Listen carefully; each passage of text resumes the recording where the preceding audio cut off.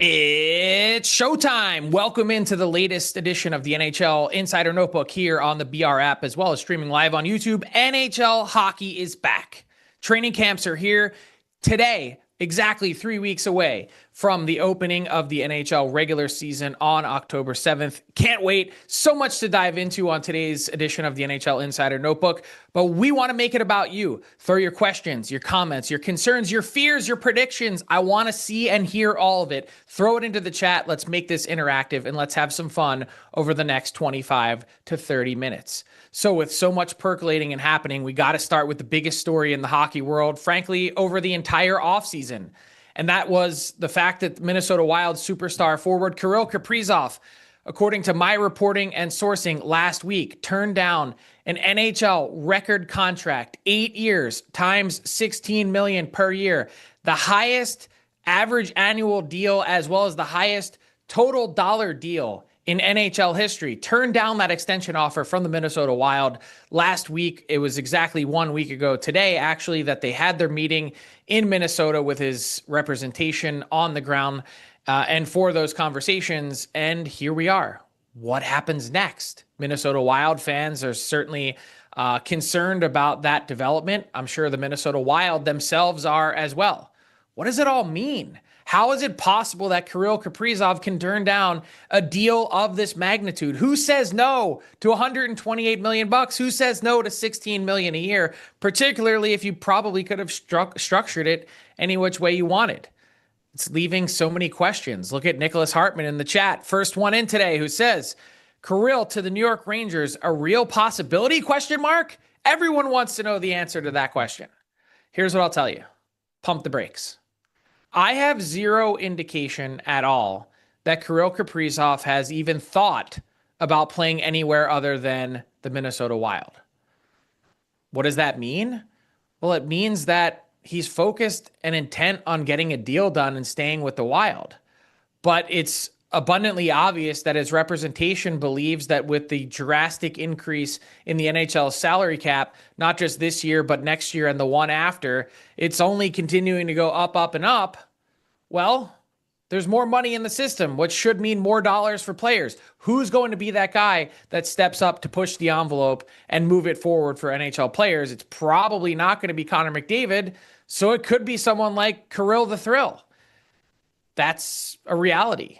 And I don't think the Wild have spent any time yet, even over the last 7 days since this development, thinking about what life might be like without Kirill Kaprizov in the fold. So where does that leave things? Kind of at a standstill for now, because one of the big questions is, what's the counter? If you're turning down 8 times 16, are you looking for a shorter term deal? Are you looking for more average annual value? Are you trying to get to 17? What's the number that would cause Kirill Kaprizov to say yes? That part, they have not, to my understanding, engaged more on that yet. And I know the Wild were heading into that conversation feeling pretty good about the situation. They were feeling good about where they were at and this record offer that they were putting on the table. How could you not? How many people are saying no to that deal? Yet here we are, and let's take a peek at the chat and see what else everyone's feeling here. Bobby Bow says, insane. As a Blues fan, I'm hoping he signs there for more. He's always hurt. Well, that's actually interesting, Bobby, that you brought that up, because I think that's one thing that both sides here need to guard against, is the idea that Kirill Kaprizov missed huge chunks of last season due to injury. I think we can safely say that when Kirill Kaprizov is on the ice and at the peak of his power, that he is a top 5, top 7, top 10 talent, regardless of position in the entire NHL. But I think if you take a step back, the other thing that the Minnesota Wild are going to have to consider as they re-engage in these conversations and negotiations with the Kaprizov camp is, what's our ceiling? What makes sense here for our team and how we build our salary cap picture moving forward? They've got some great contracts on the books. Matt Boldy, I think the Brock Faber deal is going to age extremely well, and they just took their medicine. They were in cap hell for years with a result of the Zach Parise and Ryan Suter buyouts. $15 million on their books last season and the previous seasons. So they know what it's like to ice a competitive team with an anchor on your books. they don't really have any intention on being there again.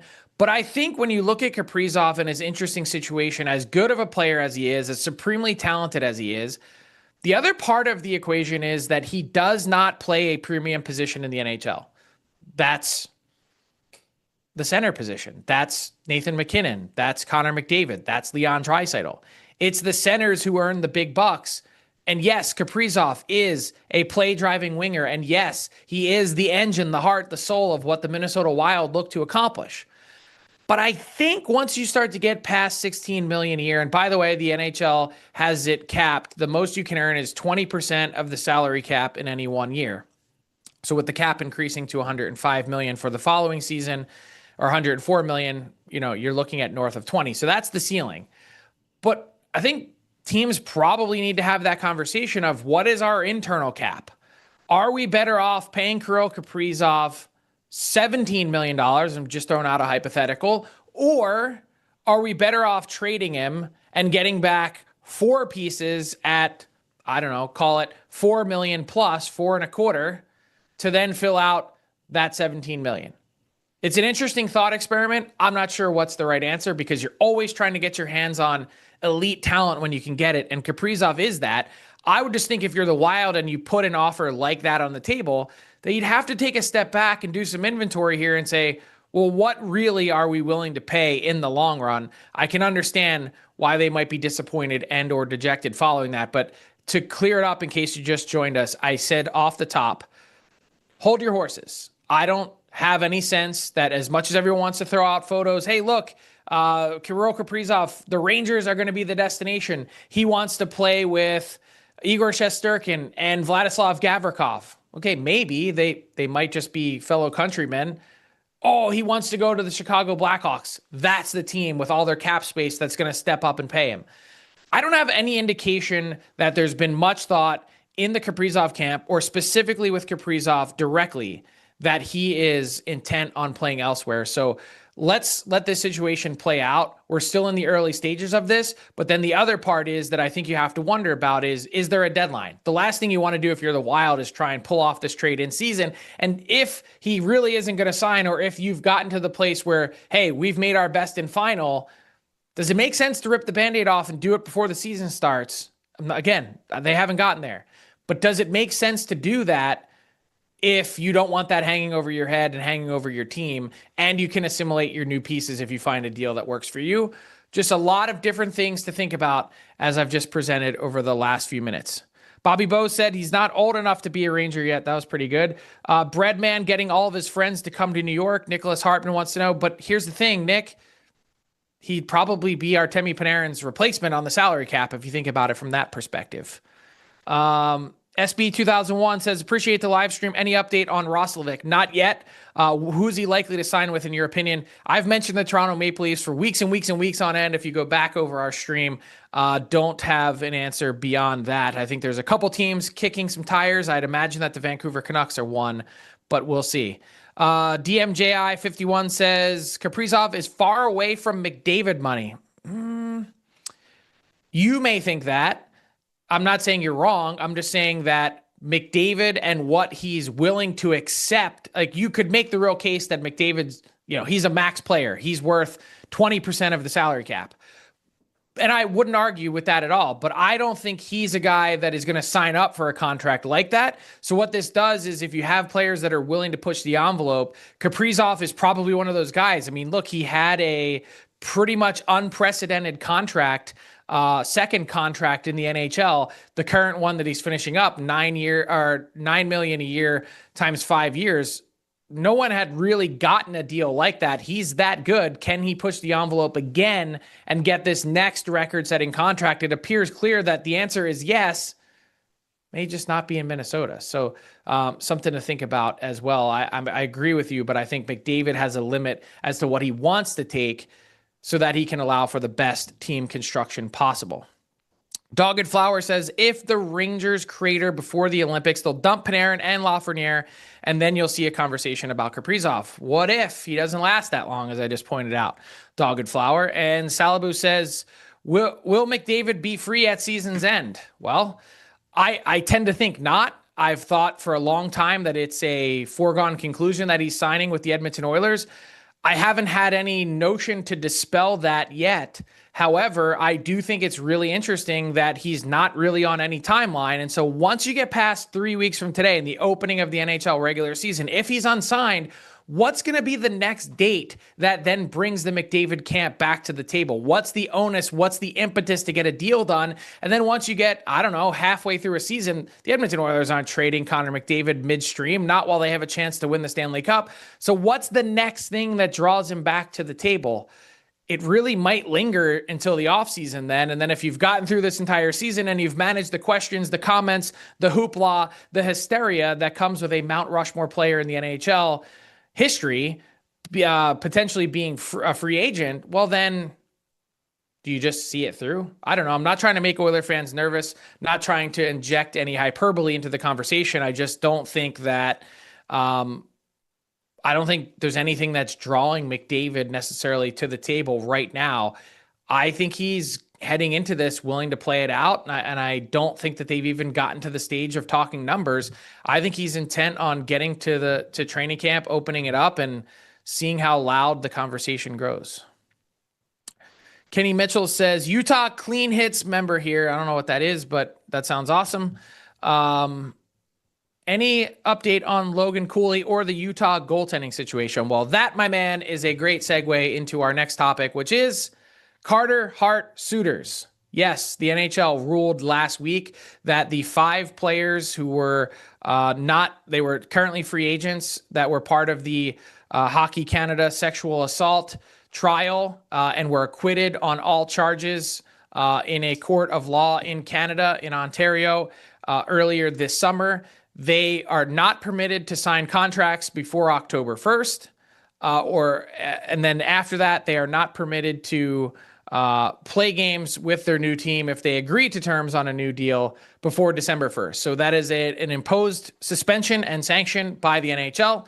I'll offer some thoughts on that in a moment, but the question is, where does Carter Hart land? Well, I can tell you, let's work through it by process of elimination. I can eliminate a couple things for you. One, Carter Hart is not going to be signing with the hometown Edmonton Oilers. I've been told that that's a non-starter for the Oilers organization and that they're not going down that path, even though they could probably use a change in net or at least a battle or competition. And two, he will not be returning to the Philadelphia Flyers. The Flyers did let his rights lapse by not offering him a qualifying offer. And as a result, a fresh start is in order. So where makes sense? The name that I've heard, interestingly enough, for not just Carter Hart, but also forward Michael McLeod, they've both been connected to the Carolina Hurricanes. Now, I'm not saying that that is a deal that's going to happen. I think that's one of the teams that will be interested in both of those players. But just when it comes to Carter Hart specifically, go through the list of teams around the NHL that you believe could use a goaltender. So Carolina is one. The Vegas Golden Knights are in an interesting spot with their goaltending situation. Samsonov was there last year. He didn't come back. Adin Hill is obviously the guy. What's the long-term play for the Golden Knights in net? Carter Hart being a relatively younger guy, obviously still south of the age of 30, that he's someone that could fit with that team for the longer haul and also give him a chance to win. And our guy in the chat here, Kenny, was asking, what about Utah? I think Utah is another team that would make some real sense for Carter Hart as a potential landing spot moving forward because of the uncertainty with their goaltending situation as well. So, do you want to share any other teams that could be on the radar? I'm going to give one that I haven't been able to rule out yet that I think is really interesting, but not from an obvious perspective. And that's the Nashville Predators. Yes, they have UC Saros. Yes, he's on a long-term deal. Yes, he's coming off of a really disappointing season. What are the Preds' plans in net for the future?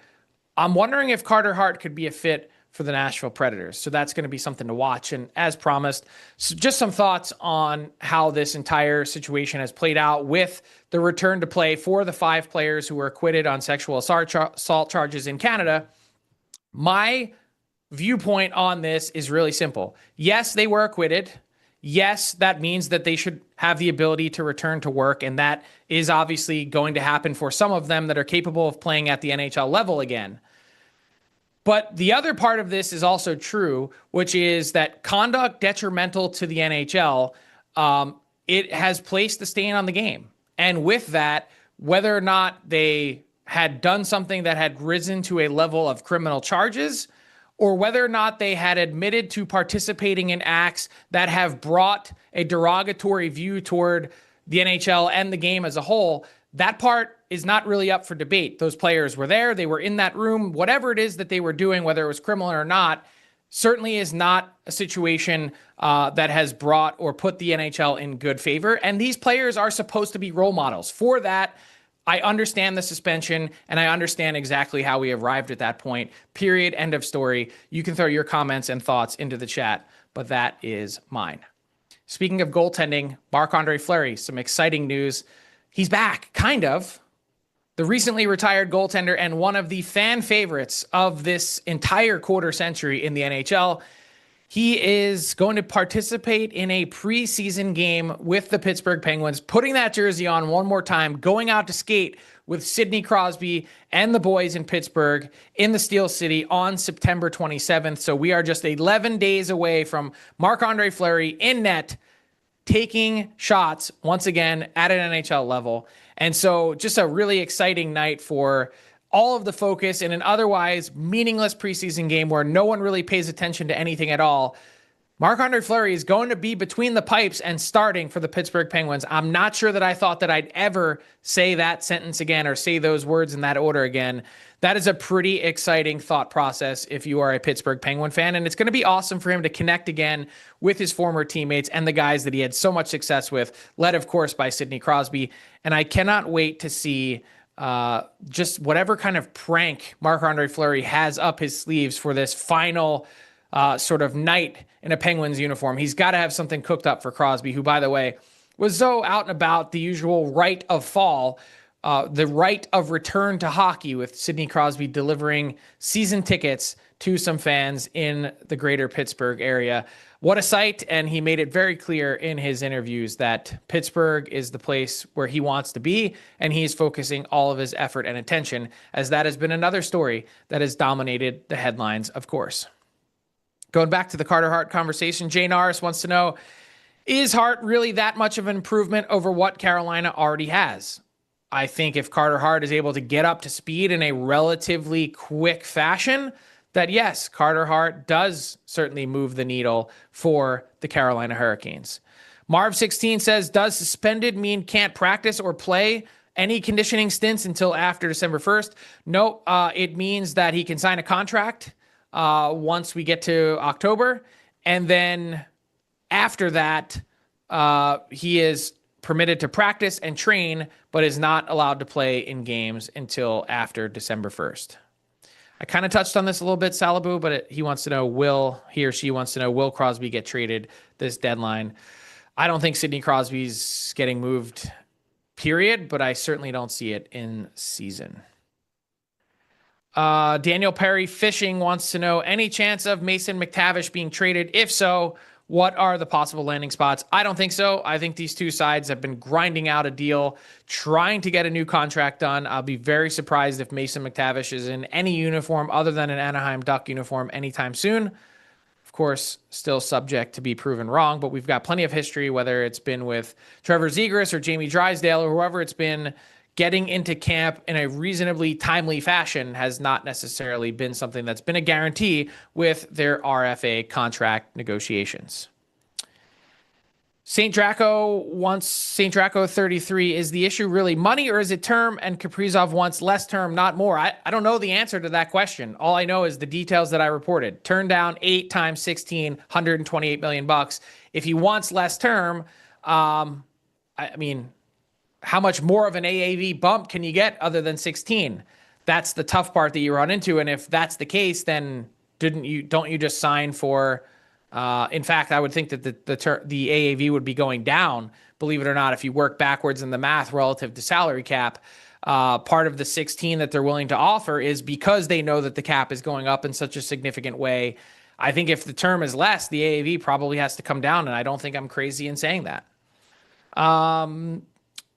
Kenny says, clean hits, to clarify, is the Utah Clean Hits podcast. I was a guest of yours, but it's been a while. That is correct. And apologies for forgetting. Really appreciate the shout out, and thank you for watching. Anthony W wants to know, who can afford Kirill? The Blackhawks, question mark? Yeah, they can. They've got all the money in the world when it comes to salary cap, which is why they've been able to be a little bit creative moving forward. Signing Spencer Knight over the weekend to a 3-year extension at 5.8. Good piece of business gets done. Of course, the Frank Nazar deal that they had already locked up. Connor Bedard needs a new deal. And, oh, by the way, some Blackhawks news today. Matt Grzelcyk joining the team on a tryout agreement. So add Grzelcyk after a 40-point season on the back end. Very few goals, by the way. He was an assist machine. 40-point season on the back end in Pittsburgh last year, only getting a tryout agreement. That's one of those deals that, you just scratch your head and go, how's that possible? See all these other guys that got deals. This guy had 40 points last year and still can't earn a deal. That is a tough one. Any thoughts? Hot Mike user wants to know, any thoughts on an Eichel deal?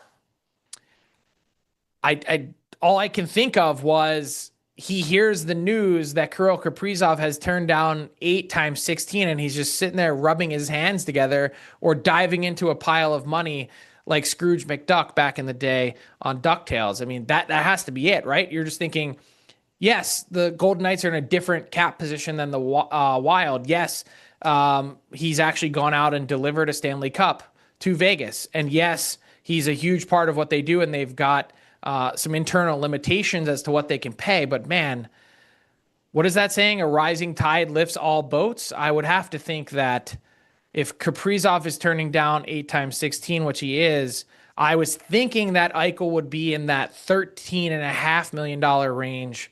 I got to think that number has been bumped up a bit, and it changes the conversation for just about any guy potentially willing to go to free agency next summer as well. As we know, so few guys actually make it to market, but it would be a fascinating conversation to see what that looked like if some of the high-end players actually make it there next summer.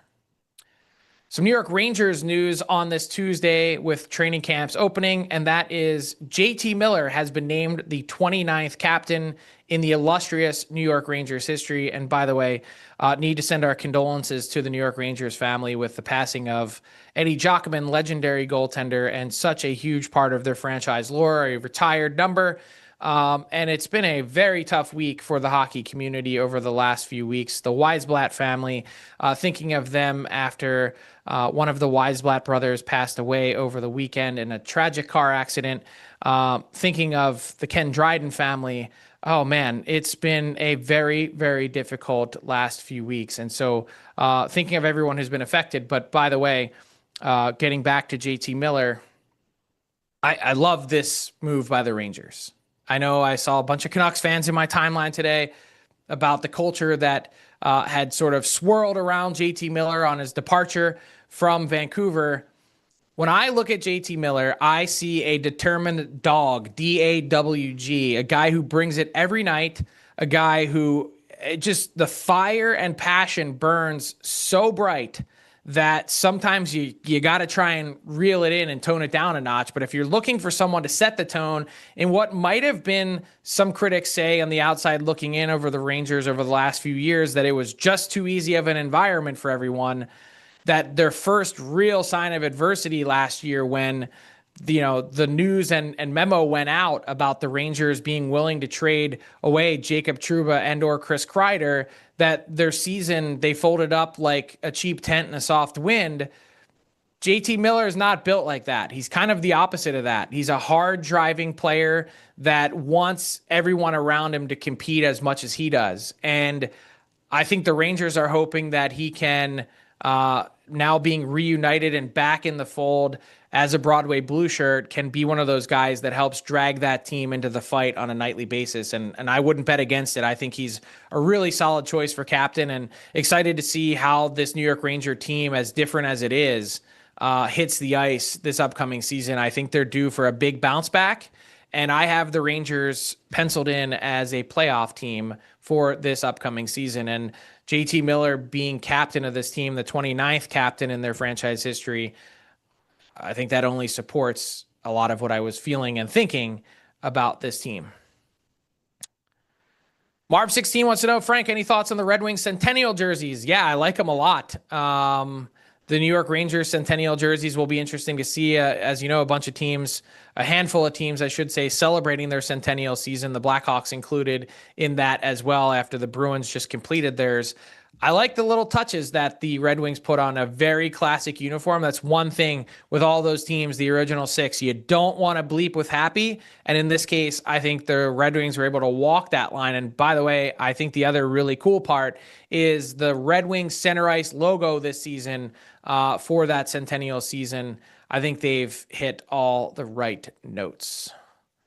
Deemer, why wouldn't the Oilers try for Carter Hart when there's a glaring need at the position? I think they've just drawn a hard line in the sand and said, we're not going there. Totally get it. Richie McKenna 10 wants to know, what would a package look like from Chris Drury to acquire Kirill Kaprizov from his USA Hockey counterpart, Bill Guerin? I don't know what that looks like. I wouldn't even want to hazard a guess. I think the first names that jump out to me, everyone had, said, hey, what about Alexis Lafreniere going back? I'd be looking at Will Cooley and Braden Schneider and a few other guys before I'd be looking at Alexis Lafreniere, but that's just me. Richie also wants to know, would the Rangers be in on Marty Necas in free agency next year? I'm fascinated by what happens with Marty Necas and the Avs because they're right back in the same situation now that they were this time last year with Mikko Rantanen. Didn't want to pay him what he was due. They ended up moving him well before the trade deadline back in January. Biggest trade in the NHL in the last 2 decades. Now they acquire Marty Necas in that deal, north of a point per game player, and he wants to be paid. What does that number look like? How close is it to what the Rantanen deal looked like? And by the way, I'm sure they're hearing the Kaprizov news, turning down 8 times 16 and thinking, man, we really should have done that Mikko Rantanen deal if they weren't feeling it last spring in the playoffs. But they really should have done that deal with what was on the table then. I think you could have gotten Rantanen done at just a shade south of 8 times 12. Do that deal as opposed to now potentially paying Marty Necas. If he has another north of point per game season, this is just numbers. He's going to be in that $10 million a year range, which, man, you're just right back at square one. So not an easy situation to be in if you're Chris McFarland and the Colorado Avalanche. So that leaves us with our last topic on the board today, and that is the Washington Capitals have placed assistant coach Mitch Love on leave as an NHL investigation is unfolding. And it's a team-imposed leave, important to point out. Pending the results of an investigation by the NHL, the team is not commenting further. I can shed light on some very few minute details, a lot of which still needs further reporting. My understanding is that an allegation has been made by a woman who had a former relationship with Mitch Love, and he was up for multiple other jobs over the course of this past offseason, including talks and interviews that went deep with both the Seattle Kraken and I believe the Pittsburgh Penguins before he ultimately, that was for head coaching vacancies, by the way, before ultimately landing in Washington. This is not a new allegation, is my understanding. This is not an allegation that has been made over the course of his time while working for the Washington Capitals, is perhaps a better way to say it. And as this league investigation is ongoing, it appears that multiple teams had been aware of this, and that impacted or potentially impacted their hiring decisions as they decided to go in other directions. He has been a finalist for multiple head coaching jobs before landing in Washington as the assistant. That'll do it for today's edition of the NHL Insider Notebook here on the BR app and as well as the YouTube stream.